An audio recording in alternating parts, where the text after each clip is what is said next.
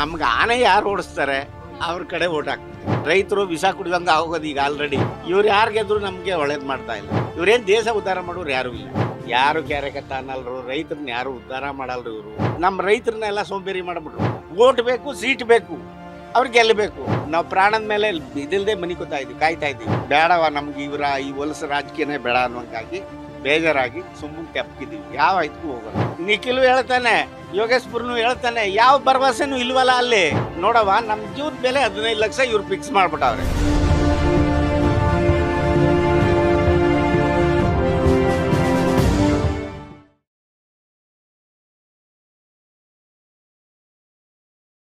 Channapatna election start ಆಗಿದೆ. ಯಾರು ಗೆಲ್ಬಹುದು, ನಿಖಿಲ್ ಕುಮಾರಸ್ವಾಮಿ ಯೋಗೇಶ್ವರ?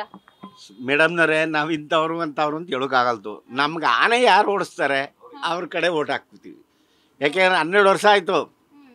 ಬರೀ ಇವ್ರು ಓಡಿಸ್ತೀನಿ ಆಶ್ವಾಸನೆ ಕೊಡ್ತಾರೆ ಅಷ್ಟೇ. ರೈತರು ವಿಷ ಕುಡಿದಂಗೆ ಆಗೋದು ಈಗ ಆಲ್ರೆಡಿ.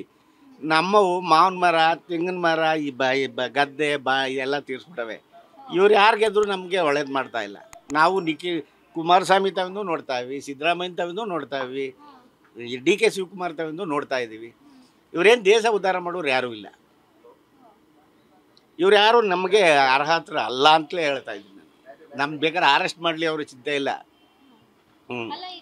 ಆನೆ ಬಂದು 11 ವರ್ಷ ಆಯ್ತು ಅಂತಿದಿರಲ್ಲ, ಯಾರು ಕೆಲಸಗಳೇ ಮಾಡ್ಕೊಟ್ಟಿಲ್ವಾ ನಿಮ್ಗೆ? ಈಗ ನಾನು ಕೇಸ್ ಹಾಕಿದ್ರೆ ಲಾಯರ್ನ ಅಡ್ಜಸ್ಟ್ ಮಾಡ್ಕೊಂಡವ್ರು ಫಾರೆಸ್ಟ್ನವರು. ಇನ್ಯಾರನ್ನ ನಾವು ಹಿಡಿಯುವ? ಇವ್ರ ಅಧಿಕಾರಿಗಳು ಕೊಟ್ಟರೆ, ಸಿದ್ದರಾಮಯ್ಯ ಇದ್ದಾಗ ಒಂದು ಸತಿ ಕೊಟ್ಟೆ, ಕುಮಾರಸ್ವಾಮಿ ಇದ್ದಾಗ ಒಂದು ಸತಿ ಕೊಟ್ಟೆ, ಇಡೀ ಇದು ಯೋಗೇಶ್ಪುರ ಇದ್ದಾಗ ಒಂದು ಸತಿ ಕೊಟ್ಟೆ. ಯಾರು ನಮ್ಮನ್ನ ಕ್ಯಾರೆಕೆತ್ತ ಅಂತ ಇಲ್ಲ. ಅಲ್ಲ, ಇವಾಗ ಕುಮಾರಸ್ವಾಮಿ 10 ವರ್ಷ ಇಲ್ಲಿ ಗೆದ್ದಿದ್ರಿ, ಇವಾಗ ಕಂಟಿನ್ಯೂಸ್ ಆಗಿ ಅವ್ರ ಹತ್ರ ಹೋಗಿ ಕೇಳಿದ್ರೆ ನೀವೇನಾದ್ರು? ಎಲ್ಲ ಹೋಗಿ ಕೇಳಿದೀವಿ, ಮತ್ತೆ ಮಾಡ್ಕೊಡ್ತೀವಿ ಅಂತ ಹೇಳಿದ್ರು. ಎಲ್ಲಿ ಶ್ರೀಕೃಷ್ಣ ಇದಕ್ಕೆ ಅಲ್ಲಿಗೆ ಹೋಗಿದ್ದೀನಿ ನಾನು. ವಿಧಾನಸೌಧಕ್ಕೆ 1 ವರ್ಷ ತಿರುಗಿದ್ದೀನಿ. ಯಾರು ಕ್ಯಾರೆಕತ್ತ ಅನ್ನಲ್ರು, ರೈತರನ್ನ ಯಾರು ಉದ್ಧಾರ ಮಾಡಲ್ರು ಇವರು. ಜೊತೆಗೇನಪ್ಪ ಅಂದರೆ ರೈತರು ವಿಷ ಕುಡಿಯೋಂಗೆ ಆಗೋದೆ. ಇವ್ರು ಏನಪ್ಪ ಅಂದರೆ ಇವ್ರಿಗೆ ಓಟ್ ಬೇಕು, ಗೆಲ್ಲಬೇಕು ಇವರು. ಅದು ಬಿಟ್ಟರೆ ರೈತರಿಗೆ ಯಾರೂ ಉಪಕಾರ ಮಾಡ್ತಾ ಇಲ್ಲ. ಇವ್ರು ಯಾರನ್ನೂ ನಾನು ಸರಿಯಾದ ರೀತಿಲಿ ಇದು ಮಾಡ್ತಾ ಇಲ್ಲ. ಸರಿಯನ್ನೋ? ಯಾಕೆಂದರೆ ರೈತರ ಕಷ್ಟ ರೈತರಿಗೆ ಗೊತ್ತು. ಇವರು ಬರೀ ಮಂಡಲ ಪಂಚಾಯತಿಗೆ ಮಂಡಲ ಪಂಚಾಯತಿ ಮಾಡವ್ರೆ. ನಮ್ಮ ರೈತರನ್ನೆಲ್ಲ ಸೋಂಬೇರಿ ಮಾಡಿಬಿಟ್ರು. ರೈತರುಗಳೆಲ್ಲ ಸೋಂಬೇರಿ ಆಗೋದ್ರು. ಇವರೆಲ್ಲ ಆ ರಾಜಕೀಯದವರು ಈ ರಾಜಕೀಯದವರು ಅಂತ ಅಂದ್ಬಿಟ್ಟು 3 ಕಾಸು ಕೊಡ್ತಾರೆ. ಉಳೆತ್ಸೋದು, ಇದೆತ್ಸೋದು ಅಂತ ಇದು ಮಾಡಿಕೊಂಡು ದುಡ್ಡು ಮಾಡ್ಕೊಂಡು ತಿಂತಾವ್ರು. ನಮ್ಮ ರೈತರನ್ನು ಭೂಮಿಗೆ ಐತಿದ್ದು ರೈತರನ್ನು ಹಾಳು ಮಾಡಿಬಿಟ್ರು ಇವರು. ಹಾಳು ಮಾಡಿಬಿಟ್ರು. ಈಗ ನಾವು ಜೀವನ ಮಾಡೋಕ್ಕೆ ಆಯ್ತಾ ಇಲ್ಲ. 12 ವರ್ಷ ಆಯಿತು. 50 ಅರ್ಜಿಯವೆ ಆನೆ ದಾಳಿ ಕೊಟ್ಟಿರು. DF ಕೇಳಿದ್ರೆ ಅವನ ಮೇಲೆ ಇವನೇ ತಾಗ್ತಾನೆ, ಇವನ ಮೇಲೆ ಅವನೇ ತಾಗ್ತಾವನೆ. ಸರಿಯಾದ ಸ್ಪಂದನೆ ನಮ್ಗೆ ಸಿಗ್ತಾ ಇಲ್ಲ, ಇವತ್ತಿಗೂ ಸಿಗ್ತಾ ಇಲ್ಲ. ಇನ್ನೇನು ಹೇಳುವ, ನಾವು ಸಾಕಾಗೋದೆ. ಯೋಗೇಶ್ವರ್ ಬಂದು ಇಲ್ಲಿ ಸ್ಥಳೀಯಸ್ಥರು, ಗೆದ್ದಿದ್ರು ಕೂಡ ಸೈಕಲ್ ಗುರುತಲ್ಲಿ ಗೆದ್ದಿದ್ರು. ವೇಳೆಯಲ್ಲಿ ಕ್ಯಾನ್ವಾಸ್ ಮಾಡ್ತಿದ್ರು. ಹೋಗಿ ಕೇಳೋದಕ್ಕೆ ಆನೆ ಕಾಯ್ಕಾನೆ ನಾನು ಅಂದ್ರು. ನಾನು ಬೇಕಾದ್ರೆ ಡೈರೆಕ್ಟ್ ಹೇಳ್ತೀನಿ, ನಾನೇನು ಎದ್ರಕೋಕ್ ಹೋಗಲ್ಲೇ. ನಾನು ಆನೆ ಕಾಯ್ಕಾನೆ ಅಂದರು. ಕುಮಾರಸ್ವಾಮಿ ಇಲ್ಲಿ ಭೈರಪ್ಪನಂತವೆಲ್ಲ ಮೀಟಿಂಗ್ ಇಟ್ಕೊಂಡು ಅಲ್ಲಿಗೆ ಹೋಗಿದ್ದೀನಿ, ಎಲ್ಲನ ತಗೊಂಡು. ಅವನು ಕ್ಯಾರೆಕೆತ್ತ ಅನ್ನಲ್ಲ ಕುಮಾರಸ್ವಾಮಿನೂ. ಇನ್ಯಾರನ್ನ ನಾವು ಇದು ಮಾಡುವ? ಯಾರು ಒಳ್ಳೆಯವರು? ಬೆಂಗಳೂರಿಗೆ ತಿರುಗಿ ಸಾಕಾಗ ಪೈಲೆ ಬಿಟ್ಬಿಟ್ಟು ಸುಮ್ಮನೆ ಕೂತಿದ್ದೀನಿ ಈಗ. ಆನೆ ಓಡ್ಸಕ್ಕೆ ಯಾವ ಚನ್ನಪಟ್ಟಣದಲ್ಲಿ ಯಾವ ರಾಜಕೀಯ ವ್ಯಕ್ತಿ ಕೈಲೂ ಆಗೇ ಇಲ್ಲ. ಯಾರು ಆಗ್ತಾ ಇಲ್ಲ. ಬರೀ ಓಟ್ ಬೇಕು ಅವ್ರಿಗೆ. ಓಟ್ ಬೇಕು, ಸೀಟ್ ಬೇಕು, ಅವ್ರಿಗೆ ಗೆಲ್ಲಬೇಕು. ಆನೆ ನಾನು ಈಗ ಹೇಳ್ತಾರೆ, ಇನ್ನು 15 ದಿವಸದಲ್ಲಿ ಓಡಿಸ್ತೀನಿ ಅಂತ. ಬರೀ ಆಶ್ವಾಸನೆ. ರೈತರಿಗೆಲ್ಲ ಮೋಸ ಮಾಡೋ ಜನ ಅವರು. ನಂಬಿಕೆ ತೋರಿಸ್ಬಿಟ್ಟು ಓಟ್ ಹಾಕ್ಸ್ಕೋತಾರೆ. ಯಾರು ರೈತರ ಬಗ್ಗೆ ಕಾಳಜಿ ಮಾಡ್ತಾ ಇಲ್ಲ. ಏನೋ ಹೇಳಿ, ಇದಕ್ಕೆ ನಮಗೂ ಸಾಕಾಗೋದೆ. ಈ ರಾಜಕೀಯದ ವ್ಯವಹಾರವೇ ಬೇಡ. ಇವ್ರು ಯಾರು ಮಾಡಲ್ರು. ಕುಮಾರಸ್ವಾಮಿನೂ ಮಾಡಲ್ಲ, ಈಗ ಯೋಗೇಶ್ವರನೂ ಮಾಡಲ್ಲ, ಸಿದ್ದರಾಮಯ್ಯನೂ ಮಾಡ್ತಾ ಇಲ್ಲ. ಸಿದ್ದರಾಮಯ್ಯನಿಗೂ ಕಳಿಸಿದ್ದೀನಿ, ಇಲ್ಲಿಂದ ಪೋಸ್ಟಿಂದ ಕಳಿಸಿದ್ರೆ ಅವನಿಗೂ ಕೂಡ. ಇವತ್ತಿಗೂ ಮಡಗಿದ್ದೀನಿ ಮನೇಲಿ. ಕುಮಾರಸ್ವಾಮಿ ಕಳಿಸಿರೋದನ್ನು ಮಡಗಿದ್ದೀನಿ. ಇವ್ರು ಯಾರು ಸ್ಪಂದಿಸ್ತಾ ಇಲ್ಲ ಕಣವರು. ಅಲ್ಲ, ಏನ್ ಹೇಳ್ತೀರಾ? ಇವಾಗ ನಿಮ್ಗೆ ರೈತ ಆಗಿ ನಿಮ್ ಚನ್ನಪಟ್ಟಣದಲ್ಲಿ ಕಷ್ಟ ಇದೆ. ಸೊ ಯಾವ ರಾಜಕೀಯ ವ್ಯಕ್ತಿ ಕೂಡ ಅದಕ್ಕೆ ಸ್ಪಂದಿಸ್ತಿಲ್ಲ. ಈಗ ಬೈ ಎಲೆಕ್ಷನ್ ಬಂತು, ಅಸೆಂಬ್ಲಿಲಿ ವಿಧಾನಸೌಧದಲ್ಲಿ ಇದಕ್ಕೆ ಕಿತ್ತಾಡ್ತಾರೆ. ಈ ರಾಮನಗರ ಜಿಲ್ಲೆಯಲ್ಲಿ ಆನೆ ಲೂಟಿ ಮಾಡ್ತಾ ಇದ್ದಲ್ಲ, ಒಬ್ಬನೂ ಎತ್ತಾ ಇಲ್ಲ. ವಿಧಾನಸೌಧದಲ್ಲಿ ನಡೀತದಲ್ವ ಅಸೆಂಬ್ಲಿಲಿ, ಆಗ ಯಾಕೆ ಹೇಳೋಕ್ಕಾಗಲ್ತಿ ಇವರು? DF ಕೇಳಿದ್ರೆ ನಮಗಿಲ್ಲ ಪೋವರು ಅಂತಾನೆ. ಒಬ್ಬ ರೈತನ ಬೆಲೆ 15 ಲಕ್ಷವಂತೆ. ಆನೆ ಸತ್ತೋದ್ರೆ ನಮ್ಮನ್ನ ಜೀವಾವಧಿ ಶಿಕ್ಷೆ ಅಂತೆ. ಇದು ಯಾವ ನ್ಯಾಯ? ಇವ್ರಿಗೊಂದು ನ್ಯಾಯ, ನಮಗೊಂದು ನ್ಯಾಯ ಇದ್ದದೆ. ಅಲ್ಲಿಗೆ ನಮ್ಮ ರೈತರ ಬೆಲೆ 15 ಲಕ್ಷ. ಅವತ್ತರದ್ದು ಆನೆದು ಲೆಕ್ಕಕ್ಕಿಲ್ಲ. ಈಗ ನೈಟು 6 ಗಂಟೆಗೆ ಹೋಗ್ತೀನಿ, ಪಟಾಕಿ ಹೊಡ್ಕೊಂಡು ಟ್ರ್ಯಾಕ್ಟರ್ ತಗೊಂಡು ಬಿಸಿ ಮನೆ ತೊಗೊಂಬನಿಕೋತ. ನಾವು ಪ್ರಾಣದ ಮೇಲೆ ಇದಿಲ್ಲದೆ ಮನಿಕೋತಾ ಇದ್ದೀವಿ, ಕಾಯ್ತಾ ಇದ್ದೀವಿ, ಬೆಳೆ ಹಾಕಿದ್ದೀವಿ. ಫಾರೆಸ್ಟ್ನೊಳಗೆ ಇರ್ತಾರೆ, ರಾಗಿ ಯಾಕೆ ಹಾಕಿರಿ, ಭತ್ತ ಯಾಕೆ ಹಾಕಿ ಹೇಳಿ ಅಂತ ಅವ್ರು ಹೇಳ್ತಾವ್ರೆ. ಏನು ತಿನ್ನೋ ಹೊಟ್ಟೆಗೆ ನಾವು?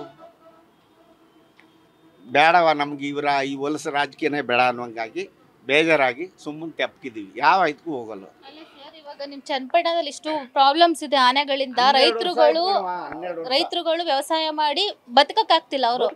ಇವ್ರು ನೋಡಿದ್ರೆ ಈಗ ಬೈ ಎಲೆಕ್ಷನ್ಗೆ ಅಂತ ರೋಡ್ ತಿರುಗಾಡ್ತಾ ಇದಾರೆ. ಸಾವಿರಾರು ಕೋಟಿ ಖರ್ಚು ಮಾಡ್ತಾವ್ರೆ. ಈಗ ನಮಗೆ ನಷ್ಟ ಆದ ಪರಿಹಾರನ ಸರಿಯಾದ ರೀತಿ ಕೊಡ್ತಾ ಇಲ್ಲ ಫಾರೆಸ್ಟ್ನವರು. ಅವನ ಮೇಲೆ ಇವನು ಹೇಳ್ತಾನೆ, ಅವನ ಮೇಲೆ ಅವನು ಹೇಳ್ತಾನೆ. ಹಿಂಗೆ ಇವರೊಬ್ಬರು ಎಲ್ಲ ಯಾರು ನೇರವಾದವರು ಇಲ್ಲಿ ಕಾಣಿಸ್ತಾ ಇಲ್ಲ ನಮಗೆ ಈ ಓಟಿನ ಬಗ್ಗೆ ಇದೇ ಇಲ್ಲ. ಇವ್ರಿಗೆ ಯಾರಿಗೆ ಹಾಕ್ಬೇಕು ಅಂತ ನನಗೆ ಇದೇ ಕಾಣಿಸ್ತಾ ಇಲ್ಲ. ಆ ಮಟ್ಟಕ್ಕೆ ಆಗದೆ ನಮ್ಮ ಪರಿಸ್ಥಿತಿ.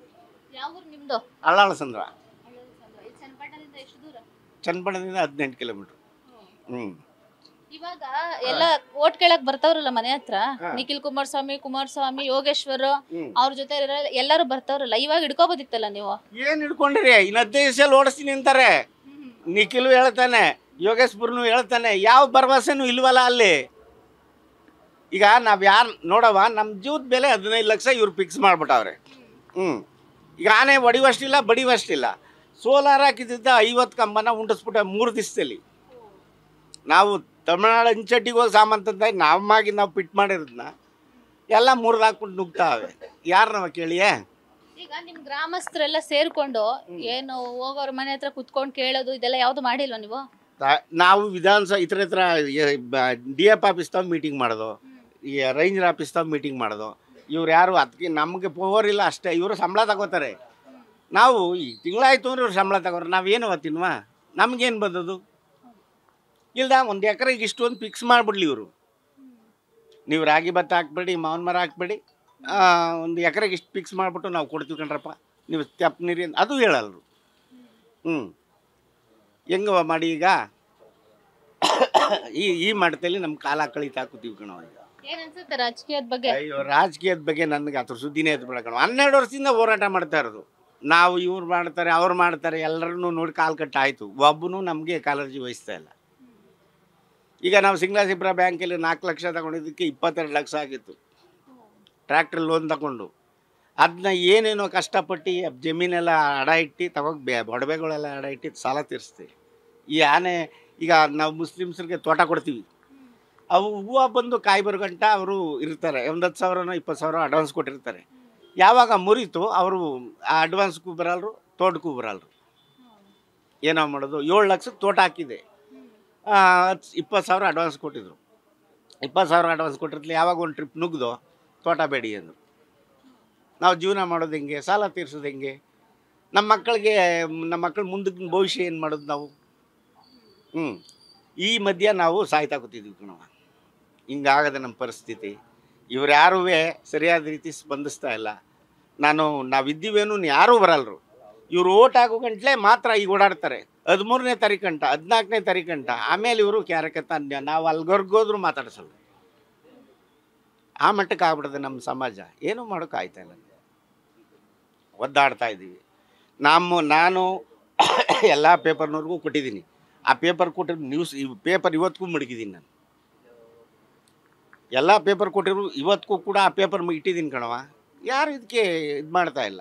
ಇನ್ಯಾರನ್ನು ಕೇಳುವ ನಾವು? ಈಗ ಮನೇಲೊಬ್ಬ ಮೇಟಿ ಅಂತಿರ್ತಾನೆ, ಅಪ್ಪ ಅಂತಿರ್ತಾನೆ. ನಾವು ಹೋಗಿ ಅಪ್ಪನ ತಾವು ಹೇಳ್ಕೊಬೋದು, ಅವನು ನಮ್ಮ ಕಷ್ಟನ ಬಗೆಹರಿಸ್ಬೋದು. ಅಪ್ಪನೇ ಸರಿ ಇಲ್ಲದೆ ಇದ್ದಾಗ ಇನ್ಯಾರು ನಾವು ಕೇಳುವ ನಾವು? ಯೋಚನೆ ಮಾಡು. ಏಕೆಂದರೆ ನಾವು ಕಷ್ಟದಲ್ಲಿ ಕಾಲ ಕಳ್ಕೊಂಡ್ಬಂದು ಇವ್ರು ಯಾರು ಸರಿಯಾದ ರೀತಿ ನಮಗೆ ಕಾಣ್ತಾ ಇಲ್ಲ. ಕುಮಾರಸ್ವಾಮಿ ಆಗಿರ್ಬೋದು, ಸಿದ್ದರಾಮಯ್ಯ ಆಗಿರ್ಬೋದು, DK ಶಿವಕುಮಾರ್ ಆಗಿರ್ಬೋದು, ಇವ್ರು ಯಾರು ಸ್ಪಂದಿಸ್ತಾ ಇಲ್ಲ. ನಮ್ಮನ್ನ ಕಷ್ಟ ಏನು ಅಂತ ಕೇಳ್ತಾ ಇಲ್ಲ. ಇವಾಗ ಮಾತ್ರ ಬರ್ತಾವ್ರೆ ಓಟ್ಗೆ. ನೀವೆಲ್ಲಿ ಸತ್ತಿದ್ದೀರಿ ಅಂದರೂ ಬರಲ್ಲ. 6 ಗಂಟೆ ಆದಮೇಲೆ ಕಾಡ್ಗೋಯ್ತೀವಿ. ನಮ್ಮ ಪ್ರಾಣದ ಮೇಲೆ ನಾವು ಇದಿಲ್ಲದೆ ಹೋಗಿ ಅಲ್ಲಿ ಮಲಗ್ತೀವಿ. ಅವು ಯಾವ ಮೊನ್ನೆ 8:30ಗೆ ಬಂದವೆ ಆನೆ. 4 ಪಾತಿ ಗದ್ದೆ ಏನು ಮಡಗಲಿಲ್ಲ, ಎಲ್ಲ ತುಳಿದ್ಬಿಟ್ಟವೆ, ಅಸಹ ಮಾಡಿಬಿಟ್ಟವೆ. ನೀವು ಬಂದು ನೋಡಿದ್ರು ಹಂಗೆ ಇರಬೇಕು, ಆ ಮಟ್ಟಕ್ಕೆ ಆಗೋದು ನಮ್ಮ ಕತೆ.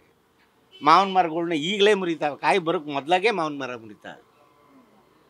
ಏನೋ ಮಾಡುವ, ಹಿಂಗಾಗಿ ನಾವು ಸಾಕಪ್ಪ, ಜೀವನವೇ ಬೇಡ ಇವ್ರ ಕತೆ.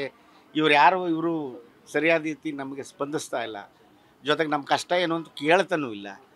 ಇವರೇನಪ್ಪ ಅಂದರೆ ಇವರು ಯಾರ ರಾಜಕೀಯದವ್ರು ಇವ್ರು ಸೀಟ್ಗೋಸ್ಕರ ಒದ್ದಾಡ್ತಾವ್ರೆ, ಏನೂ ಮಾಡ್ತಾಯಿಲ್ಲ. ದೇಶದ ಬಗ್ಗೆ ಏನೂ ಕಾಳಜಿ ವಹಿಸ್ಲಿಲ್ಲ, ಮಾಡ್ತಾಯಿಲ್ಲ. ನಾನು ಎಲ್ಲ ಕಡೆ ಸಿದ್ದರಾಮಯ್ಯನ ಕಳಿಸಿದ್ದೀನಿ, ಕುಮಾರಸ್ವಾಮಿ ಕಳಿಸಿದ್ದೀನಿ, ಎಲ್ಲ ಕಳಿಸಿ ಸಾಕಾಗಿ ಸುಮ್ಮನೆ ಕೂತಿದ್ದೀನಿ. ಅವೆಲ್ಲ ಬೇಕಾದ್ರೆ ನಿಮಗೆ ಕೊಡ್ತೀನಿ, ಬೇಕಾದ್ರೆ ನೀವು ಓದ್ತೀನಿ ಅಂದರೆ. Speed plus Karnataka.